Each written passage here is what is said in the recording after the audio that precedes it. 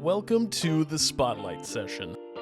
It's a game-changing interview series that showcases award-winning agency owners to share secrets of starting and scaling a marketing business.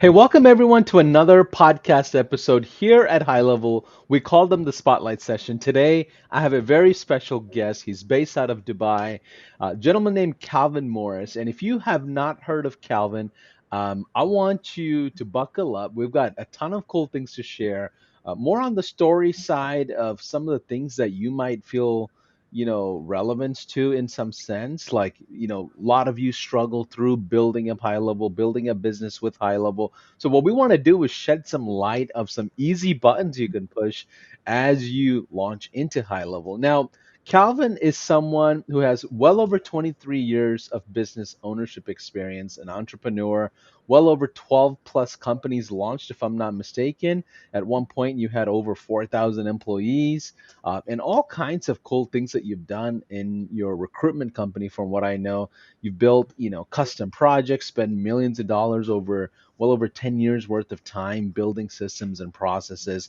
So I'm excited to dive right in. But before we go any further, can you tell me what is the Kalvin Morris story? Take a few minutes.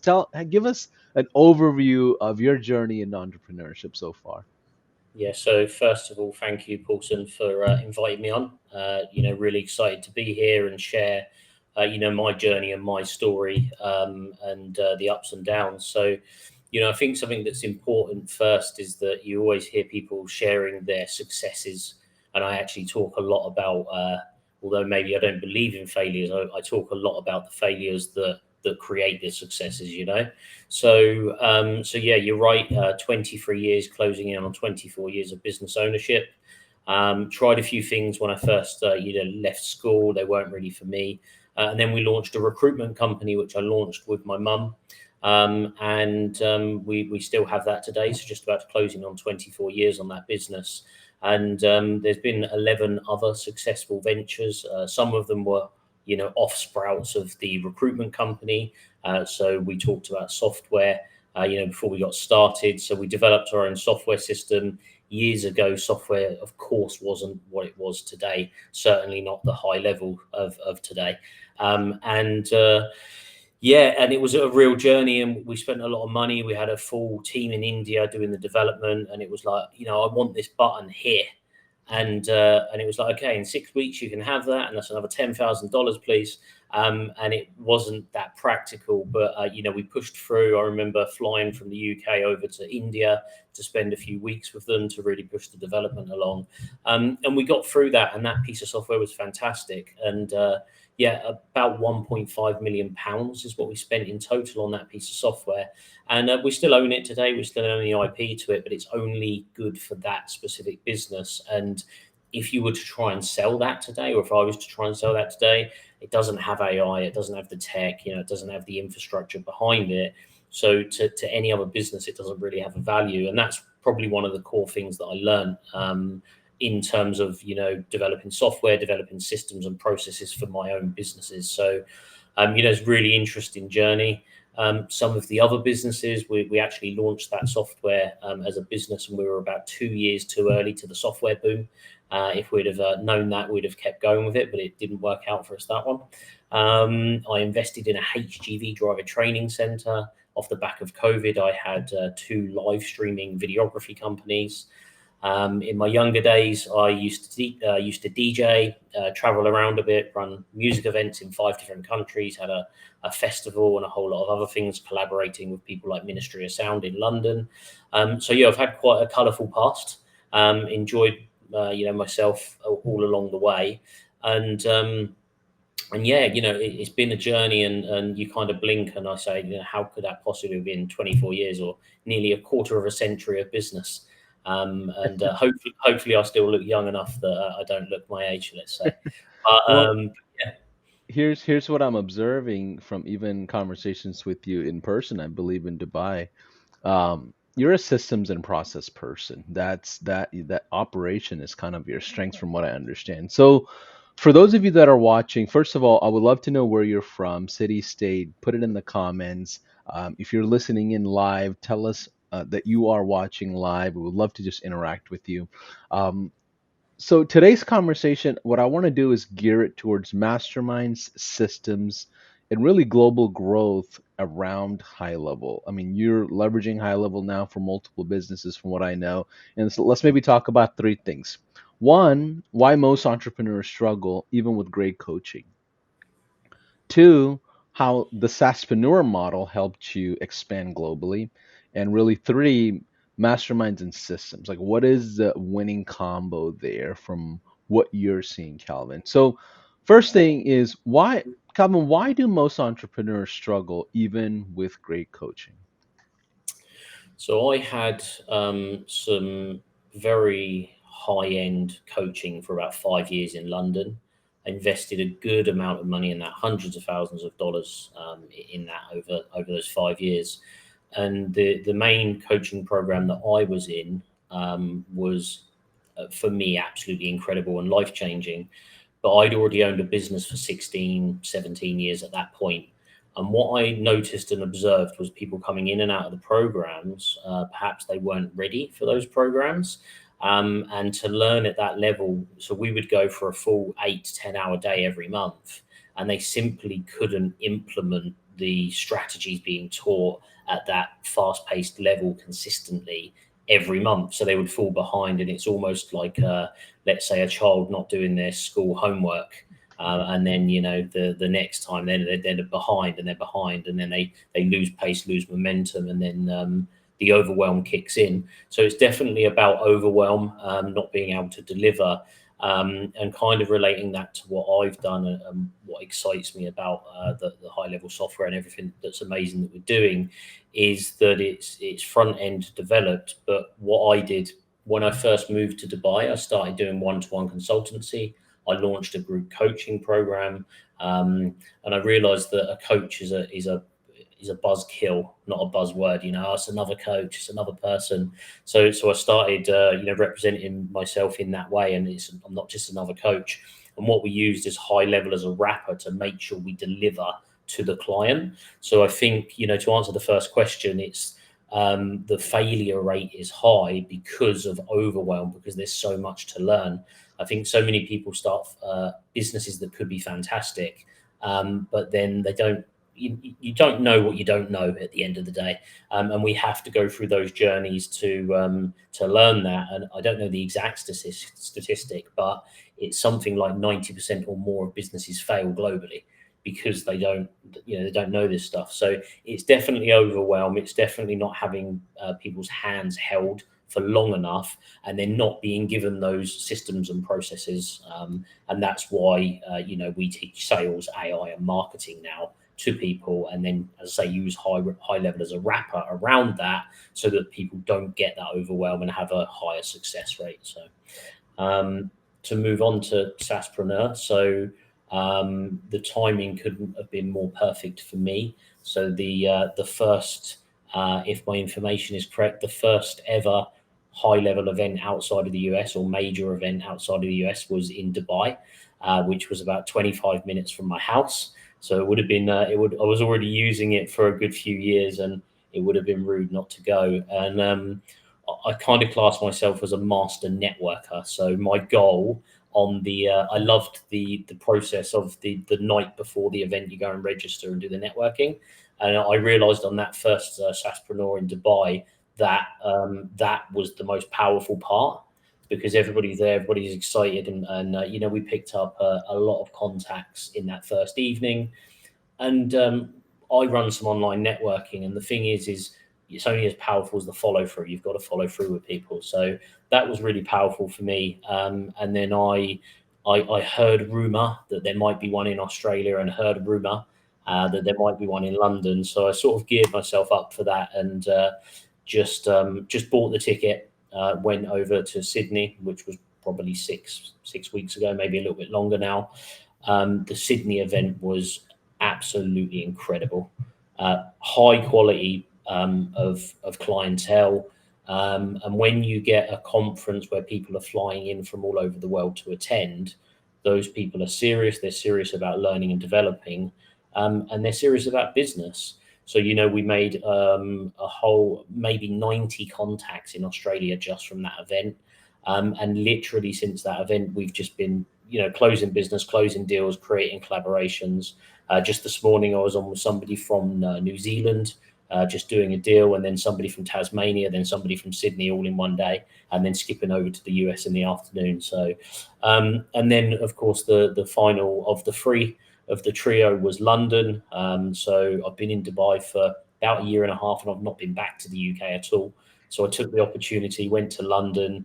Again, of course, meeting people from my home country, and then a little trip back down to Portsmouth in the UK, where I'm from.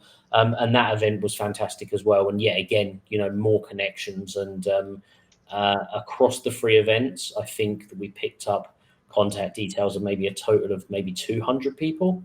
And of course, naturally, that means we're connected globally just off the back of three events. And if you compared the cost, the investment of doing that compared to paid ads, even though paid ads is the fastest way to grow your business, the cost investment and time investment was far outweighed, giving Meta or the equivalent the same amount for the result that's been delivered off the back of it. I love it. I did not realize you went to Dubai, Sydney, and London. When you were sharing your notes with me about the SaaSPRENEUR model, I was thinking about the SaaS white label model. I was not thinking about you creating your own opportunities with attending the event. So that's really cool to hear about it. So Calvin, what do you guys do now when it comes to SaaS? Like, what are you offering? What are things that you've seen as a pattern that's working for you guys? Yeah. So what I picked up that I thought was really interesting is the niche or the niche that people take. There's a lot of people doing what we all call a snapshot and a rinse and repeat or a copy paste to a certain degree, and some people are doing very well out of that. And because I've developed software systems in my own businesses for years from all the companies that I've had, we actually wanted to go down the bespoke route, so the custom build. So what we did is we created a product where there is a certain fee, and then of course the monthly subscription, which is where you build your business up. But we spend up 3 months with the client, so from start to finish. So technically we could build that in maybe 4 or 5 days, but it's actually the rollout afterwards. It's they need to make tweaks and changes, and they start to get ideas. So we found that 3 months was a sweet spot, and that's the core of our business now. And although we don't have a niche, because I've been doing some coaching and consultancy, we have started to niche in on franchises. So not a particular industry, but franchises. And then we picked up, clients who want like 50 sub accounts or 200 sub accounts from one client. So that's impactful, and obviously the value to them and to us is much greater. So we've also got an outbound AI. So we're trying to make sure we're at the forefront of everything that's happening. And of course, what we can do or what HighLevel does with AI is incredible. And then of course, probably again from the free events, one of the big things that I picked up, which I can't believe not enough people are either using or exploring yet, even though it's being thrown in their face in a positive way, is the marketplace. So, there's people like Rupert who's doing incredibly well and has created a good few hundred apps. And starting to explore that now myself, realizing the opportunity to create your own apps and make HighLevel something completely custom it's revolutionary. I've never seen anything like it, and it's very exciting. So if you were to give someone a starting point, here's what I'm taking away is start with the simple high level automation, like a lead follow-up sequence, and maybe turn their top 3 coaching takeaways or top 3 things that they learn, turn it into workflows or campaigns. Is that a good starting point? Yeah, absolutely. I think the community is huge. The support in the community, like the Facebook group. Even when I joined it, around 90,000 people. It's gone over 110 in a very short period of time, and it is genuinely an inclusive community. So There's lots of support there. The reason I'm saying that is I think it's maybe we can sit here and say, oh, just create some workflows, and they get complex quick, and overwhelm can kick in, going back to what we were talking about earlier. So I think definitely starting with one thing, understanding customer journeys, sales pipelines is essential in any business. And then starting to tie some workflows, which might trigger, some email marketing campaigns, depending on people's behavior. So some more simple sections of the software like that is a great place for anybody to start. Got it. Now, sales wise, how do we get our first customer? So I think if you make 0 calls, how many clients do you get? 0 Okay, for sure. 0. Right. So if you make 10 calls, maybe you might get 1 or 2. A 10% close rate is pretty good for any business, let's say. So people say leads, don't they? I get this many leads, or Meta gave me 1,000 clicks to my funnel. We're talking about like closing. So if I make 10 calls, I get 1. If I make 100, I get 10. If I know my metrics of my close rate, which I'll improve over time, anybody can improve, then I know that if I want 100 clients, I have to make 1,000 calls. So coming back to the first one is just do it. As simple as that, just do it. So when I learned how to do social media, somebody said to me, make your first video and it will be awful. That was my coach, by the way. It'll be awful. And I was like, okay, that doesn't sound like good encouragement. And he said, the next one will be better. And the next one will be better. And then you'll get better and better at talking on camera. And then you'll get to a point where you can just churn content, and then people will notice content, and that will start to get eyes on the business. So the advice is quite simple, is get some leads, go networking, face-to-face, online networking. That is more valuable than anything else. Go to conferences and events, and you're pretty much guaranteed to pick up that first client. If you have the budget, start on ads, but start on small budgets. But I wouldn't start there. If it was day one, starting again, 0 in the bank, then it would be go to some free networking events, meet people, have conversations, and understand their problems and pain points. Yeah. That's how you get And the first client. and it seems like with your business model and what you practice is you go to a lot of in-person events out the gate. That's like a big component for you. For those that are introverted, they don't have the sales skills. Can you share like how you navigate the conversations? Like what are your talking points? How do you start a handshake? Like walk us through your sales mechanics. And then there's a follow-up, there's, post-event thing. There's like a system there, and you're a systems guy. So start with the handshake. Yeah, so I'll give you the gold. So best bit of advice I was given, or one-off from a coach, was shut up and listen. What that means is I will go into a networking situation. I've got a QR code that is in HighLevel, connected to my WhatsApp on my phone, and I will just turn around and talk to somebody. I don't try and judge, oh, should I talk to this person? Just the closest person to me gets into a conversation. And the first thing I'll do is like, my name's Kalvin. Great to meet you. What do you do? I always ask the person first what they do. People like to talk, and I let people talk to me, and I listen to what they have to say. And, I take every conversation as maybe you're my client, maybe I'm your client, or maybe we can collaborate. And I say that to everybody. And that, breaks the ice, and that helps people to, put the defense down, that you're not just listening, waiting for your turn to speak.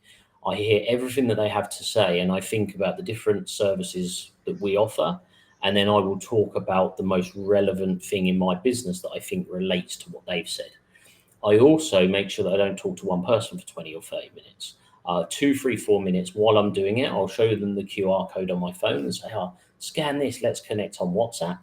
We connect on WhatsApp, I have a photo with them, and I say, now you'll remember me when I WhatsApp you in a week. Okay, then I'll screenshot that, send it to my team who put it into my HighLevel CRM. And I say to them, I don't want to be rude, but I'm just going to move on and talk to somebody else. And everybody's there to network. Everyone says, great, no problem.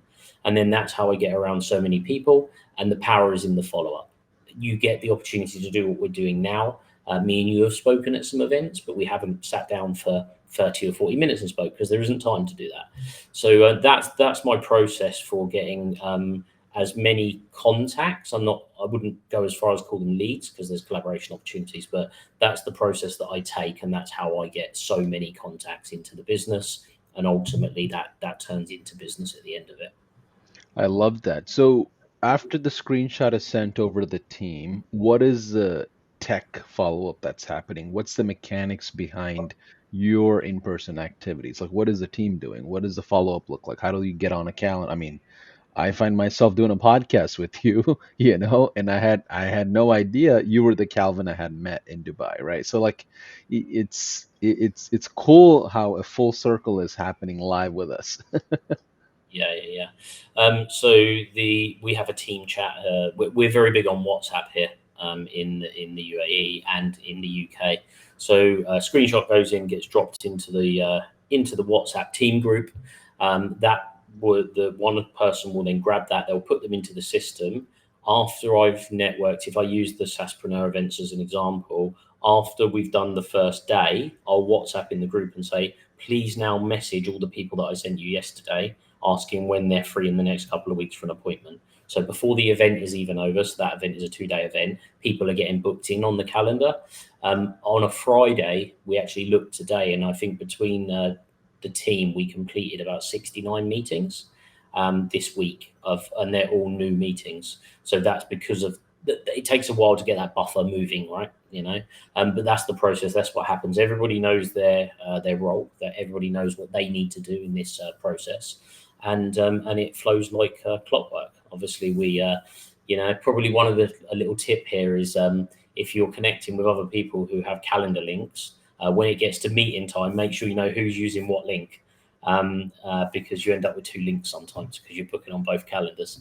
So it's just a tip.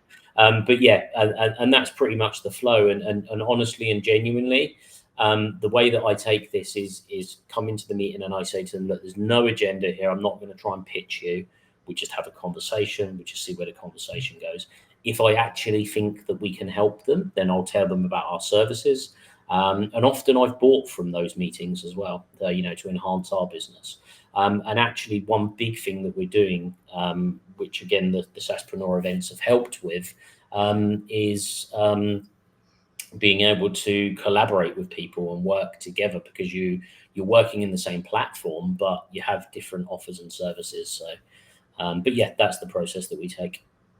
I love that. So the takeaway I'm getting here is building a basic funnel system of some kind to collect leads at events or online communities, and then you follow up with your team, turn it into a whole plethora of engagements, and then from there you're learning from those meetings or you're contributing to those meetings or both, and Yes. it just moves the needle forward. And what would you say to the advanced folks? Like, do you split up your pipelines in different categories? Like, what does that look like? Because I assume people you meet in Sydney are in a different world of advancements versus the UAE and the UK. Like, what? Speak to the advanced folks when it comes to networking. Yeah, so the way that we do that is we start with tagging. So SaaSPRENEUR London, SaaSPRENEUR Sydney, SaaSPRENEUR Dubai. We make smart lists so that we can quickly, quick view. We'll then move to customer journeys. So our customer journeys are broken up into active clients. So we use the first word so that we can categorize them. So we have sales pipeline Calvin, sales pipeline Amy, sales pipeline Sare, sales pipeline Sam, and the rest of the team. We then allocate leads to particular people. We have one which is sales GHL agency owners, and they're all in there. And then we're actively trying to find other agency owners as well. And then we have like deliverable pipelines as well. So we're not just using them in the sales process, but to answer your question, that's how we're using pipelines in terms of categorizing them. So we use the word sales first, so the sales ones are next to each other.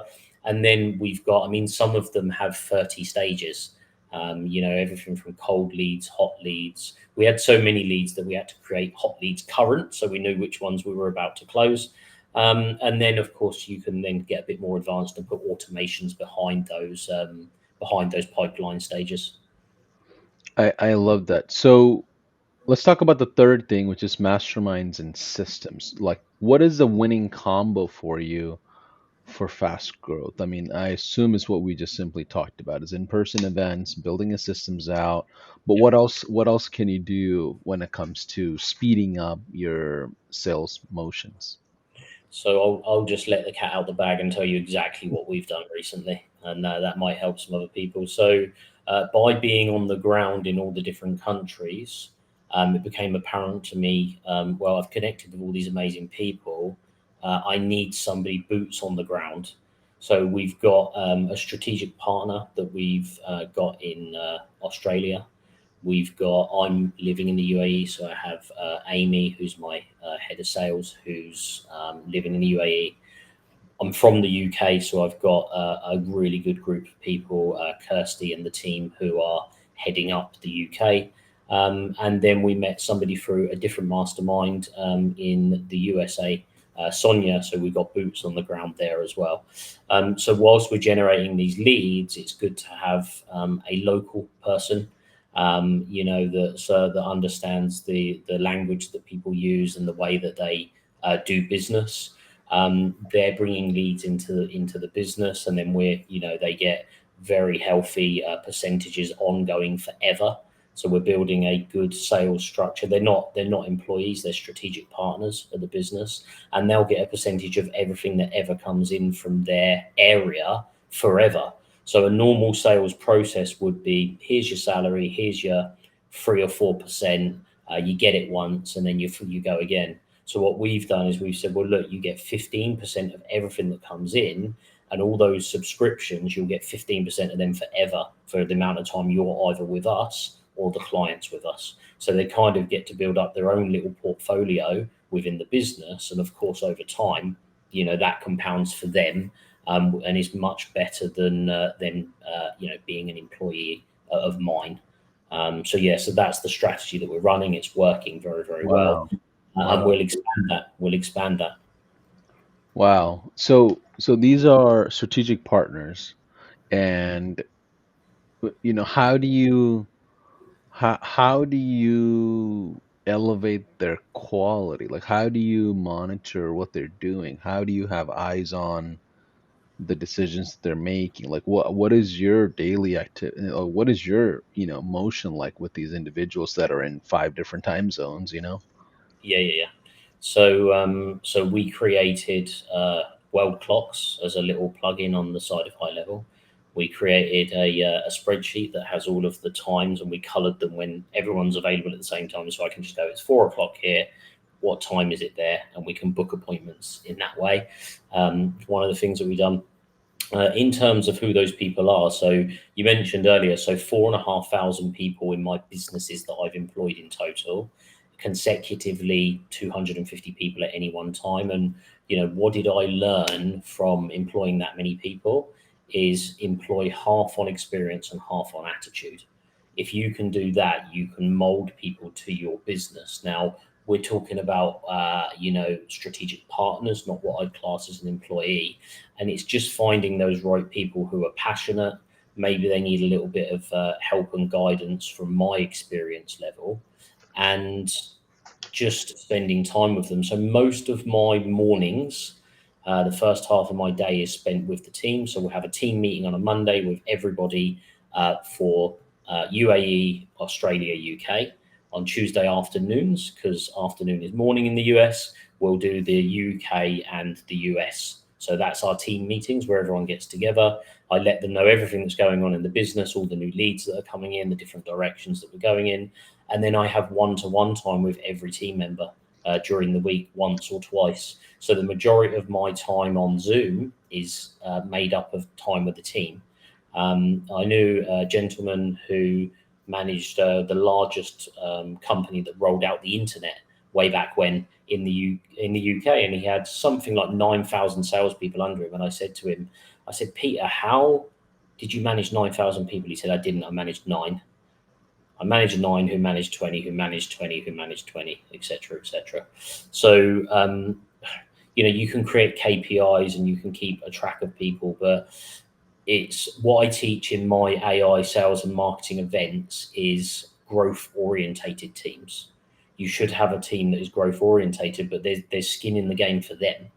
It's not an employee-employer relationship. It's their skin in the game. They have a genuine opportunity to earn some good money and do something that they love on their own time without me, breathing on their shoulder. So the way that I do it is, look, you have an opportunity here. The support is here. The training is here. Anything you need, it's an open door policy. And then it's just that regular time. I think biggest mistake I ever see in any business, but particularly in sales, is people recruit sales people or strategic partners, as we call them, and then they don't put the time and the effort in to actually nurture those people and grow them. And that's how we do what we do, and that's why it's growing. And it's not if it's going to be a huge global company.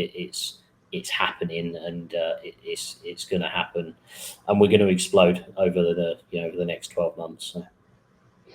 I love it. Now, what are some final takeaways you can share in your last, I would say about a year in the world of HighLevel? Like, what are mistakes that you would say, if you're brand new to HighLevel, avoid these things, or if you're brand new to business, avoid these things? Yeah. So relating to HighLevel, there is a lot to the system. So in Australia, at the end, on stage is a whole list of development items that are given. And that list is long because I think one of the founders said that there's 900 developers who are in that region total in the company. So the development rate is insane. Do you need to learn all of those or what relates to you? And then in between the Australian and the London events, which was about 3 weeks, 4 weeks, the list of development items was different. So the question is, what do you do with HighLevel? And I've seen a lot of people say they try to take on everything and then we're back to overwhelm. So I think niche in, some people are using it and just doing social media marketing for their clients and charging them a retainer. That's just like one of maybe 300 features, but they're making money out of it. So I think focusing on, if you're using it in your own business, focusing on the sales section, the customer pipelines, the contacts, and maybe the email marketing, for example.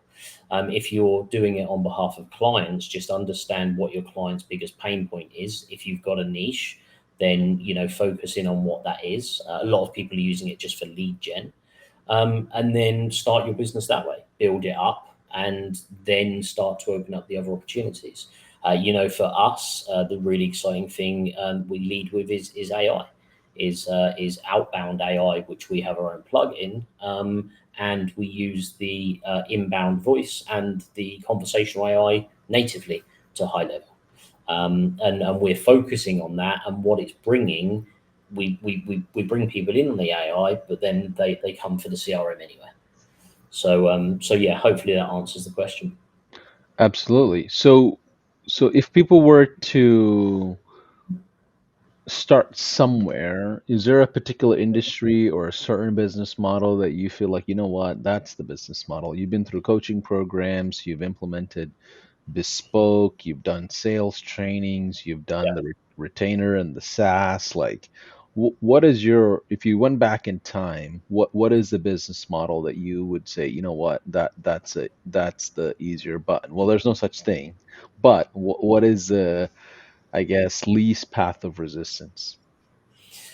So I think that you've got to be passionate about what you do. You've got to love what you do. I think that don't go with the trend because you think that's right. Go with what you think is right. The best businesses in the world in my opinion, are the businesses that can sell to every business. So if you can sell your services, so for example, that lead generation's huge and it's exploded, but you get a lot of people saying, I guarantee I'll do this many leads for you in this amount of time for this much money. That, you can't really guarantee that because it is, you can be very good. You can be the best in your business, in your sector, but it's just luck of the draw to a certain degree, right? We'll go back to the example. If I need 100 clients, maybe I need to make 1,000 calls. So I would just say you focus on what you're doing and don't get distracted by the shiny new penny every 5 minutes. So focus in, give it the time and attention it deserves. And if you're failing in the first 4 months, that's okay. If you're failing in the first 6 months, that's okay. If you're failing and you're going into a year and a half, then maybe you need to change something. And what I mean by that is it takes time for businesses to grow. Okay, the get rich quick, the NFTs and the Bored Apes and all of that stuff was a get rich quick, and people spend 69 million on an NFT. It's worth £100 now, right? It wasn't reality, and a lot of people have lost money in crypto, just as an example. But if you focus in on any business that has systems, processes, because every business should, you just got to focus in on that niche or that avenue, and almost put the horse blinkers on and just drive forward, and then you will have success. It might not be the first call, the first 100, or the first 1,000, but I guarantee if anybody in the world makes 10,000 calls or 10,000 pieces of contact, you will have a business and people will be paying you money. I love that. Kalvin, thanks for saying yes to us. Final thoughts that you would share to the brand new entrepreneur that just jumped off the cliff and they're trying to figure out how to make an airplane on the way down. Yeah. Wear a parachute. But apart from, but no, look, in seriousness, I think it is a brave thing. So I've met people who come from corporate backgrounds and then they jump in. I've met many people that are scared to make the jump and then they stay in jobs that they hate. I think truly, just do it, just get on with it. Understand that mistakes are part of business. Understand that sometimes you're going to spend money more than you thought. Understand that when you get into paid ads, it's not a gamble. There's strategy to it, but you're going to spend before you learn.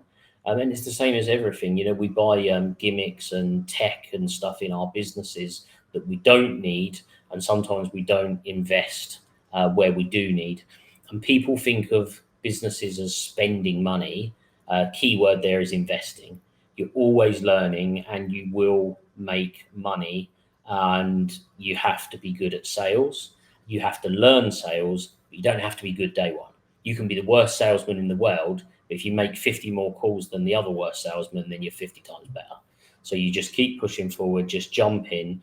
I would rather be the person who said, I did this and it didn't work out, than the guy that wondered if it ever would. So you just dig deep and just go for it.